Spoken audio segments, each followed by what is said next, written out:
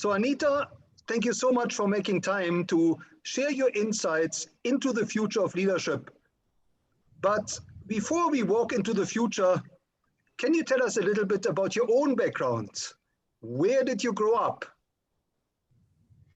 Yeah, thank you so much for asking me to participate, Nick. I really appreciate it. It's always, not always that we get an opportunity to share, everything about ourselves and leadership. So thank you for that.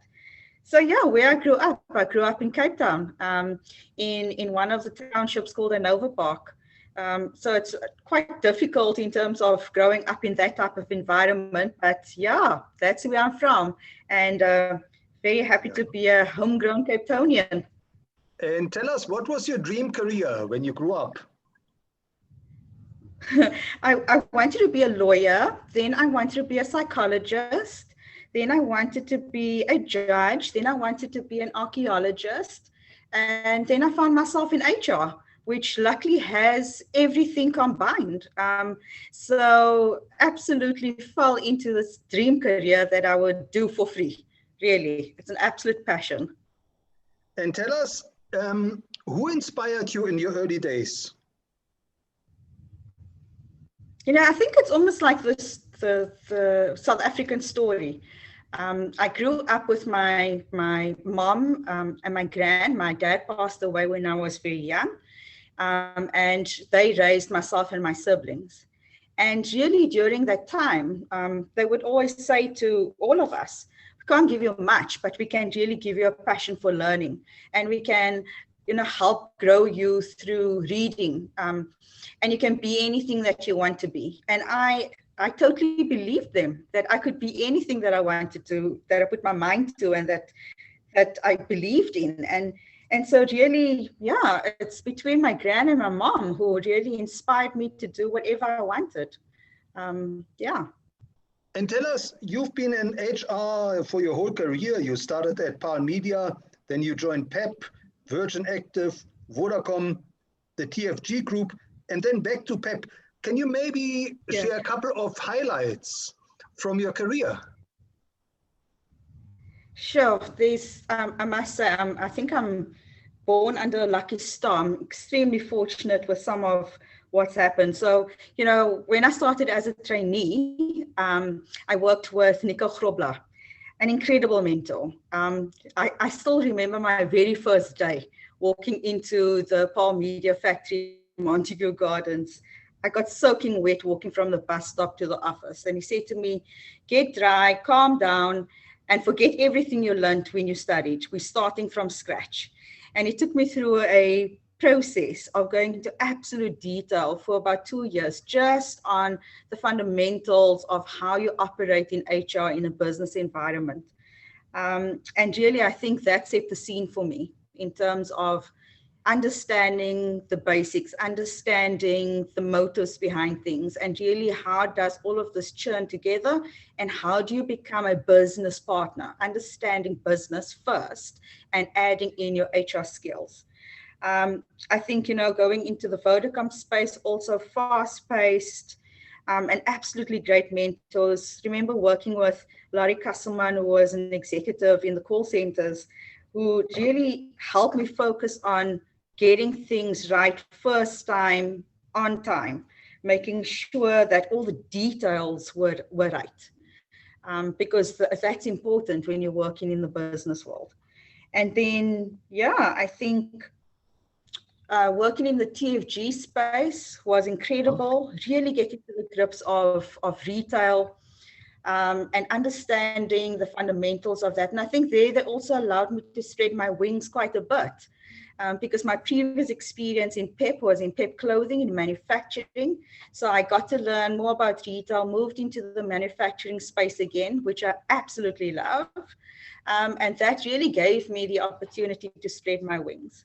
I think coming back into PEP after, I think it was 16 years. So, being a ricochet and coming back into PEP was just at the right time. I mean, I think PEP is absolutely outstanding. I am so aligned to the values my values and the organization's values are so aligned. It's about passion, honesty, and resourcefulness. And when we spoke about me taking over this role, it was very difficult to move from TFG, but it was very easy because I really wanted to be part of this organization that makes a difference in the lives of customers, because I was that customer. I still am that customer. Growing up, my family, my neighbors, my friends, we were all the customer. And knowing what difference it made in our lives made me want to be part of this again and continue, to say thank you to the dynamos. That's what we call our employees. Make a difference in their lives because they made a difference in my life growing up. And Anita, looking back over your career, would you say there was a major turning point where things could have gone different? Yeah, I think for me, I had this preconceived notion that in order to be really good in business, you needed to be very analytical, logical, a left brainer. And fortunately or unfortunately, I'm a very creative problem solver. So I always kind of try to minimize that.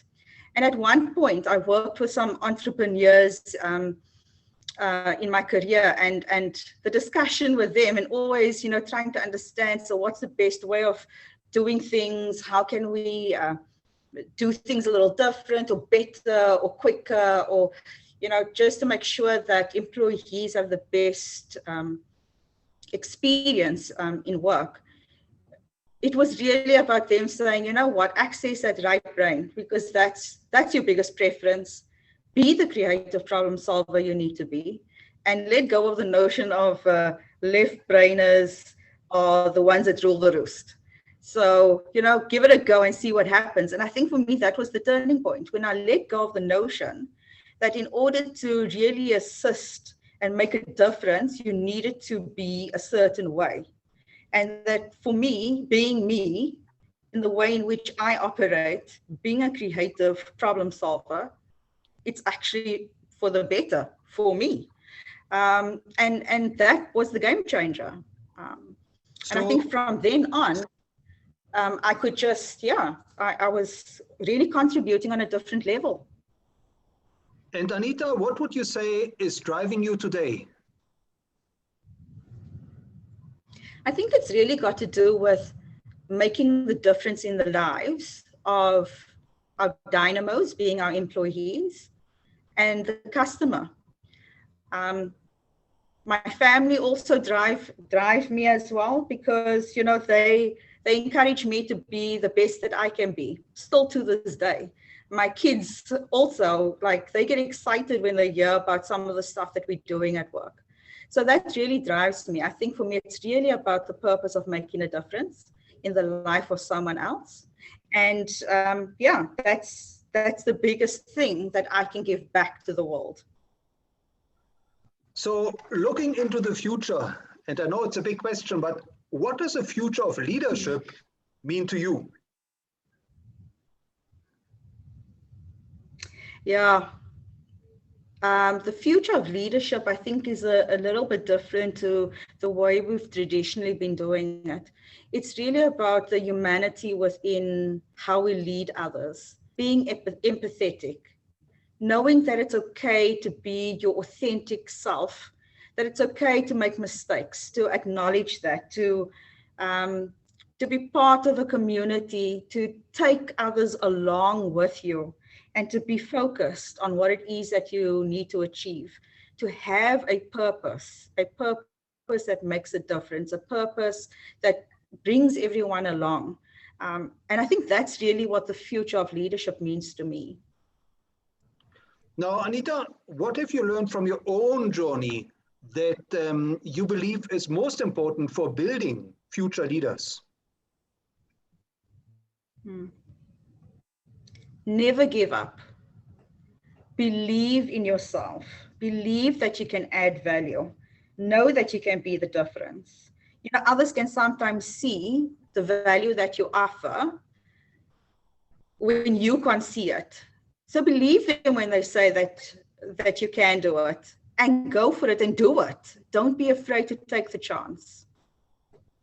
And Anita, when you speak to aspiring leaders, what is it you tell them about social media? How should they navigate social media to build their own personal leadership brand? You know, social media, it's a very tricky world. You got to be careful what you put out there. You know, before it used to be where it was said, you know, are you sure you want to say that out loud? Or will you feel proud when if your family and friends were standing next to you and that's what you had to say? You know, you kind of have to take that into social media as well.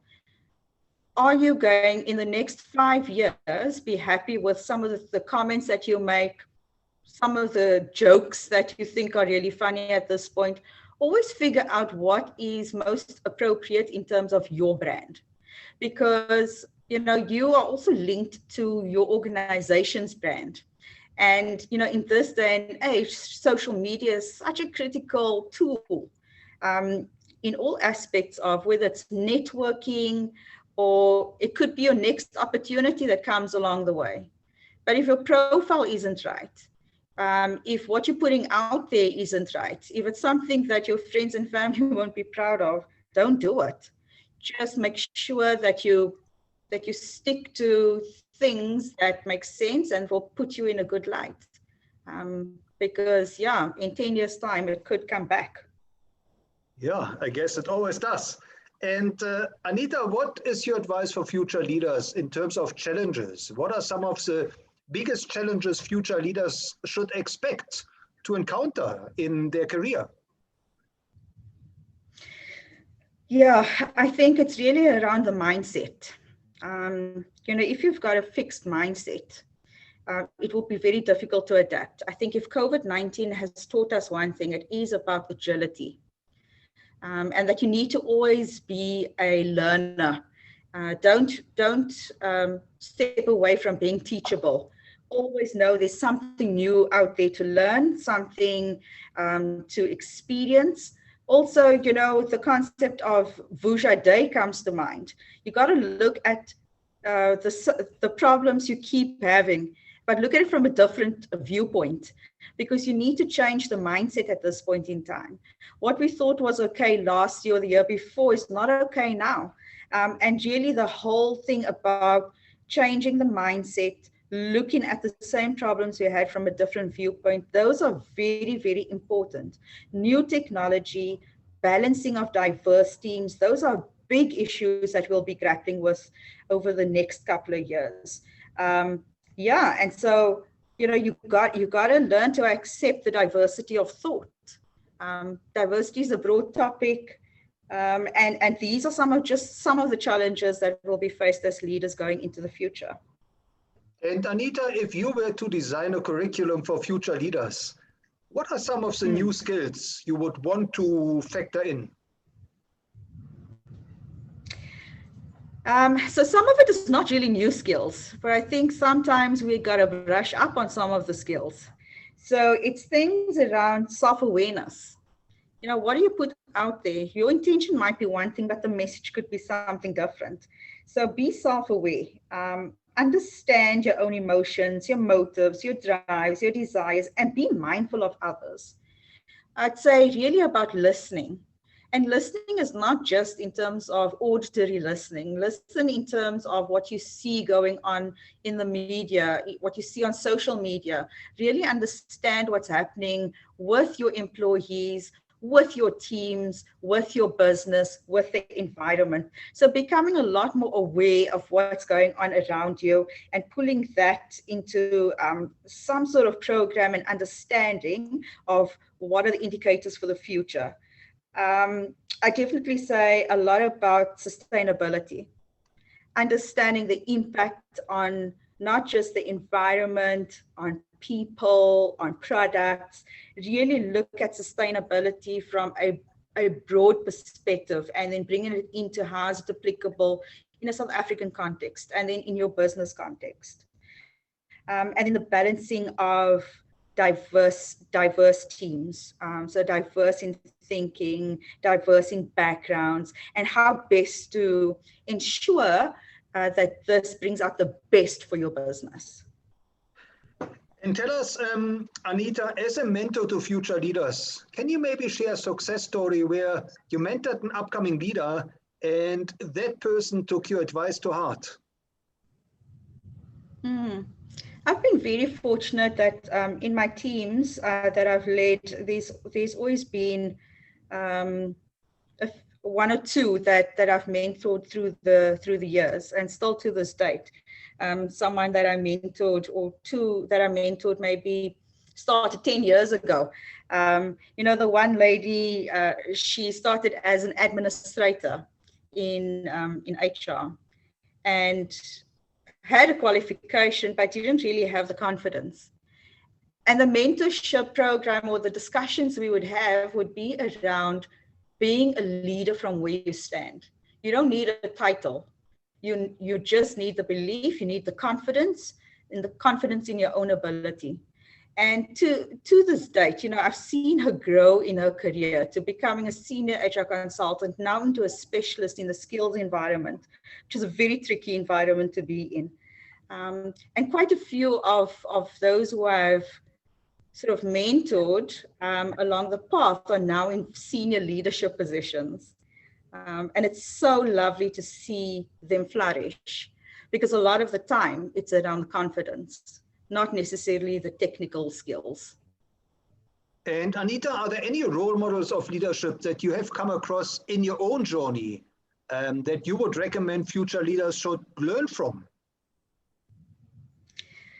Sure. For me, this is probably one of the most challenging questions, because there are lots of role models. There are lots of leaders out there. I mean, if I just consider Nelson Mandela and what he did, just talking through empathy, talking through forgiveness, talking through stepping up into where you need to be. That really resonates. But also, and people like Oprah, Sir Richard Branson. If I look at just in our South African context, there are so many to mention. But for me personally, it's really the people I meet along the way. So, the lady that we call them service assistants that come and vacuum, she has powerful stories to tell. She has leadership lessons to give. And I love to hear people's stories so that I can understand and grow from that. It's in the lady in the cafeteria, how she manages everything that needs to happen at the same time, and steps up into a leadership position whenever she needs to, and doesn't need a title to be a role model. So it's in the everyday people that I come across. And really, I think in terms of for me, in the PEP environment, my colleagues, the absolute experienced retailers with such deep, rich experience in culture and leadership. So I check them, I watch them, I ask them. Yeah, it's in the everyday leaders, as you lead from where you stand. Absolutely. And Anita, how can our listeners connect with you, and where should they follow you? So definitely through LinkedIn. I think that's the best platform at this point in time. I post quite a bit on there, or at least I try to. And just happy for them to connect with me, to share their stories, and for me to learn from them as well. And last but not least, Anita, is there one piece of advice that you would really like to convey to future leaders that they should implement in their own life? So maybe it's more than one, if you're okay with that. Sure. I'd say be authentically you, because everyone else is taken. Don't try and be someone else. Right. There's only one you. Always be curious. Don't be afraid to ask questions, and be the difference you want to see in the world, because no one else is going to do it for you. You can't sit around and wait for someone to do something. You've got to take the action. You've got to lead from where you stand. You've got to make the difference in your authentic way. Well, Anita, thank you so much for sharing your insights and your wisdom into the future of leadership and reminding us that we should all be the difference we want to see in this world. Yes, thank you so much, Nick. Really appreciate the time.